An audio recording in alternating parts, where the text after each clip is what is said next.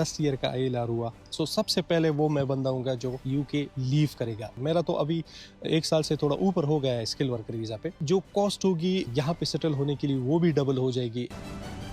12 मई 2025 को यूके की गवर्नमेंट ने एक वाइट पेपर पब्लिश किया जिसमें इमिग्रेशन कम करने के मकसद से यहाँ पे आने वाले और जो सेटल होने को है वो मजीद मुश्किल कर दिया गया है और कई तजावीज़ पेश की गई जिससे इसमें कमी लाई जाए। सबसे बड़ी जो अहम तजवीज़ है उसमें ILR indefinite leave to remain या PR जो है वो जो नॉर्मली 5 ईयर्स होता था वो 5 साल से बढ़ा के 10 साल करने का प्लान है। इसका मतलब ये है कि अब आपको जो स्किल वर्कर वीज़ा या दूसरे वीज़े पे 5 साल गुजारने के बाद PR मिलता था अब वो 10 साल में मिलेगा। अभी तक ये वाज़ेह नहीं था कि जो ऑलरेडी यहाँ पे मौजूद है उन पे लागू होगा ये कानून या नहीं, लेकिन BBC की जो एक रीसेंट रिपोर्ट है जिसमें करीबी हुकूमती ज़राए का एक मेंशन किया गया था कि ये कानून उन लोगों पे भी लागू होगा जो कि ऑलरेडी यहाँ पे मौजूद है। यहाँ पे ऑलरेडी मुझ समेत बहुत ज्यादा लोग जो स्किल वर्कर वीजा पे है बहुत ही ज्यादा गुस्सा है और वो इस बात से मुतमईन नहीं है। तो इस वीडियो में कोई क्लिक बेट नहीं है। अगर मुझे लगा कि ये जो है ऑलरेडी एग्जिस्टिंग जो लोग हैं इन पे भी लागू होगा, सो सबसे पहले वो मैं बंदा हूँगा जो यूके लीव करेगा। उसकी वजह ये है कि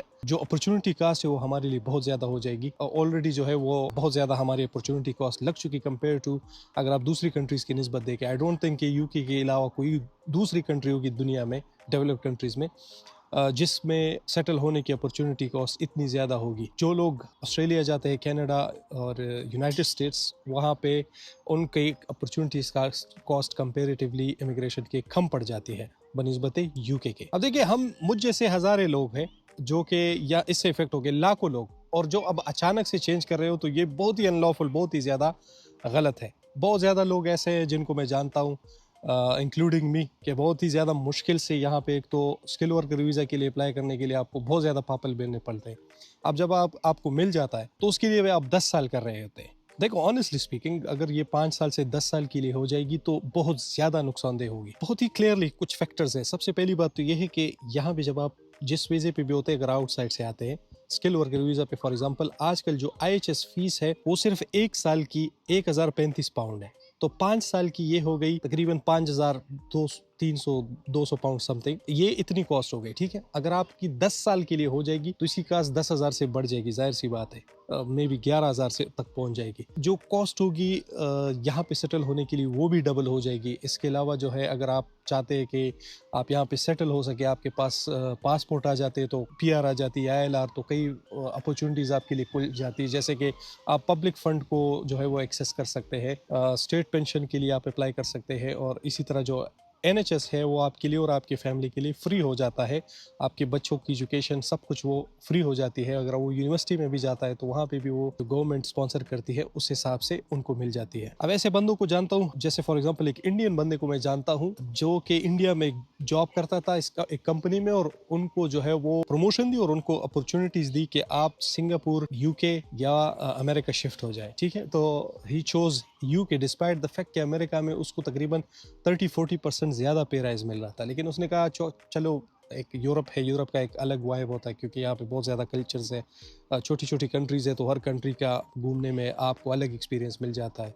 अमेरिका और कनाडा जैसी और ऑस्ट्रेलिया जैसी एक बहुत ही बड़ी कंट्री जिसमें सेम कल्चर सब कुछ ऑलमोस्ट सिमिलर ही होता है, उसकी जगह उन्होंने ये चूज़ किया था। अब उसके लिए अपॉर्चुनिटी कॉस्ट कितनी बढ़ जाएगी आप खुद सोचिए। उन्होंने ऑलरेडी जो है वो 30-40% कम प्राइस पे यहाँ पे आने को प्रेफर किया। एक और प्रॉब्लम ये है कि अब जो है वो मुश्किल है कि कोई भी यहाँ पे स्पॉन्सरशिप हासिल करे। कोई भी कंपनी किसी और को स्पॉन्सरशिप क्यों देगी? क्योंकि देखिए, यहाँ पे जो एग्जिस्टिंग एक ब्रिटिश सिटीजन होगा के लिए अगर एक जॉब होगी तो उसको ऑलमोस्ट ना के बराबर कॉस्ट एक कंपनी को या एम्प्लॉयर को पड़ेगी। ठीक है, जब वो एक स्किल वर्कर वीजा के लिए हम जैसे अब्रॉड से आने वाले लोगों के लिए अप्लाई करते हैं तो उनकी कॉस्ट जो है उनको काफ़ी ज़्यादा पड़ती है, क्योंकि तकरीबन 700-800 के करीब जो है वो वीज़ा फीस है, और इसके अलावा जो है वो 5 साल का IHS भरता है, तो तकरीबन 6-7 हज़ार पाउंड उनका ये खर्च आता है। मतलब 2.5 साल बाद रिन्यू भी करता है, तो 7-8 हज़ार में तकरीबन उनका खर्चा पड़ जाता है। अब ये डबल हो जाएगा इनके लिए। अब ये एम्प्लॉयर्स क्यों एक ऐसे बंदे को हायर करेंगे जिनके ये जो हायरिंग कॉस्ट है वो इतनी ज़्यादा बढ़ जाएगी,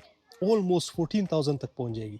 एक बंदा जो है वो दूसरा बंदा यहाँ पे उसको बेसिक अप्लाई करने के लिए बमुश्किल से, जो यहाँ पे एक सेटल्ड बंदा होगा, एक ब्रिटिश सिटीजन होगा, तो उनके लिए हायर करने की कॉस्ट ऑलमोस्ट ना के बराबर होगी। तो आप 14,000 एक्स्ट्रा पाउंड क्यों खर्च करेंगे? तो ये एक बहुत बड़ी प्रॉब्लम है जिसमें हम बहुत ज़्यादा कंफ्यूज है कि भाई क्या होगा। स्पेशली हम जैसे ममालिक के लोग जिनके पासपोर्ट दुनिया के बदतरीन पासपोर्ट्स में शुमार होता है, हमारी कोई वैल्यू ही नहीं होती। किसी कंट्री में भी जाते हैं तो उसके लिए आपको हज़ार एप्लीकेशंस भरनी पड़ती है, हज़ार किस्म के प्रूफ देने पड़ते हैं। उसके बावजूद जो है वो ऑलमोस्ट आपको चांसेस 90% ये होते हैं कि वो आपका वीज़ा रिजेक्ट करे। जबकि आपके पास अगर स्ट्रॉन्ग पासपोर्ट होता है तो थ्रू आउट द वर्ल्ड आप ऑलमोस्ट फ्रीली मूवमेंट कर सकते हैं। तो इन सारी वजूहात की बिना पे अब यहाँ पे जो स्किल्ड वर्कर इमिग्रेंट्स हैं ये बहुत ज़्यादा मुतहर्रिक हो गए हैं। गुस्से के साथ साथ ये मुतहर्रिक भी है, एक्टिव हो गए हैं। तो इन्होंने जो है वो सोशल ग्रुप्स बनाए हैं फेसबुक पे, व्हाट्सएप पे। इसके अलावा इन्होंने एक पटिशन बनाई है जिसमें हम सब ने हिस्सा लिया। मैंने खुद वो पटिशन, उस लिंक को मैंने फिल किया हुआ है। लोग ओपन लेटर्स लिख रहे हैं एमपीज को, और एक पटिशन है जिसमें 50,000 से ज़्यादा साइंस हो चुके हैं। अब क्लियरली ये जो अचानक से इंतहाई सख्ती आ गई है जिसको कोई एक्सपेक्ट नहीं कर रहा था, ये रिफॉर्म यूके जो कि इंतहाई राइट विंग की पार्टी है जो कि इमिग्रेशन को कम्प्लीटली ख़त्म ऑलमोस्ट करना चाहते हैं, उनकी तरफ से बहुत ज़्यादा प्रेशर है क्योंकि वो यहाँ पे बहुत ज़्यादा पॉपुलर हो रही है। और जो लेबर थी वो हमेशा से इमिग्रेंट फ्रेंडली थी, लेकिन अब उनको अपनी जो है वो एक पॉलिटिकल स्टांस के लिए या पॉलिटिक्स बचाने के लिए लॉन्ग टर्म के लिए अब ये इंतहाई कदम जो है वो उठाने पड़ते हैं। लेकिन अब मसला ये है कि वो हमें तो कुर्बानी का बकरा ना बनाए ना। हमें तो जो वादा किया गया था कि भाई आप यहाँ पे आएंगे स्टूडेंट वीज़ा पे, और जब आप PSW के बाद स्किल वर्कर वीज़ा हासिल करेंगे तो आपको 5 साल बाद PR मिलेगा। अब ये जो है ये हमारे साथ ये एक मुआहिदा हो चुका है इनका। तो आई डोंट थिंक कि इतनी आसानी से हम हार मानेंगे। जाहिर सी बात है कि बहुत ज़्यादा लोग हैं, लाखों में लोग हैं, तो ये कोर्ट में जाएगा डेफिनेटली। अगर ये कर भी लेगा तो ये कोर्ट में जाएगा। इस तरह की जो रूलिंग है वो पहले भी आई थिंक 2008 में जो है वो इस तरह से पास हुई थी। उस टाइम पे 2008 से पहले जो है वो ILR 4 साल का था और उन्होंने 2008 में 5 साल का कर दिया। तो जो ऑलरेडी एग्जिस्टिंग लोग थे जिनके 3-4 साल होने के करीब थे, 2 साल हुआ था, 1 साल हुआ था, उन पे भी लागू कर दिया गया था। फिर वो चला गया हाई कोर्ट में या सुप्रीम कोर्ट में चला गया। जब कोर्ट में चला गया तो कोर्ट ने जो है उनके अगेंस्ट रूल किया।